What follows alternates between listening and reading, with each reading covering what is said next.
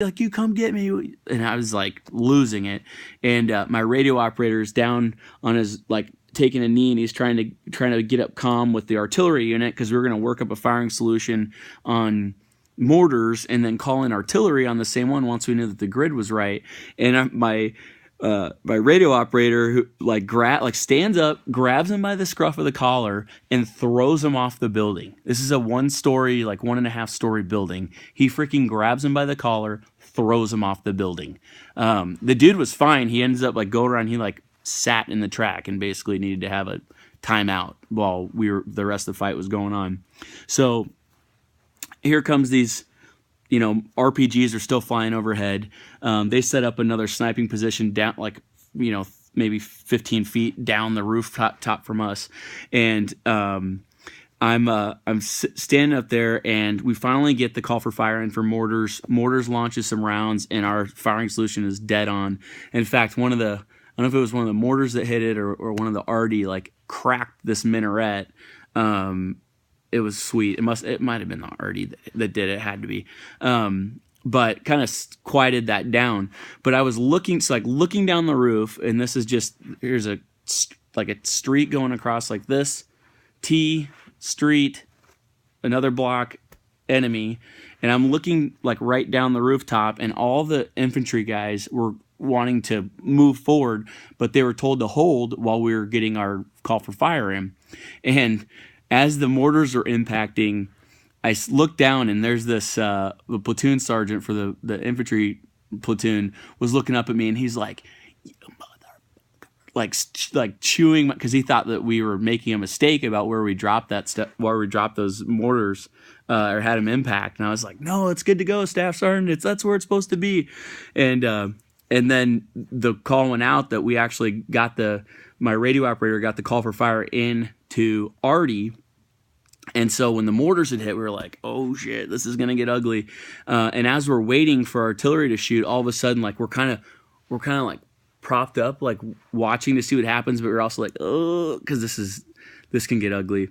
And we're calling in 150, 200 meters, and the Arty is firing from like probably 8 miles away, maybe 5 miles away. I mean, there's no margin for error.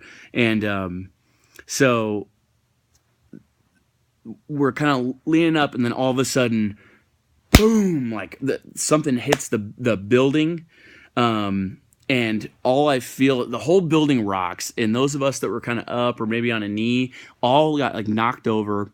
And I felt this hot wave come over the top, like hot air come over the top of the building, and I was like, "Oh, that's not good." I kind of had a feeling what happened, but wasn't quite sure.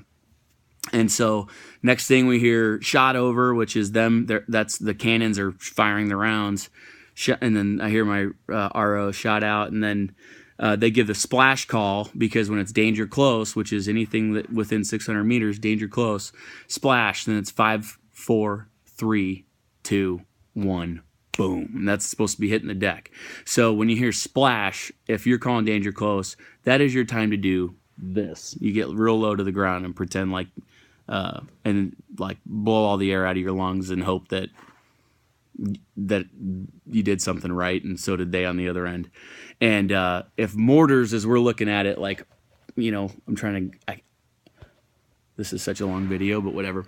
So mortars are like, they hit, and it's just like wow, that's freaking amazing, that messed him up. And then all of a sudden, here comes the Arty, and we had done this rectangular sheet, like linear sheaf or whatever. It was this huge, and it was just like boom, boom, boom. Like if we were dialed in like this, then suddenly we were like, "Oh God, here comes this." It was insane. So that pretty much, after that came down, that Staff Sergeant wasn't happy with me, but we were like, "It's okay, it's fine."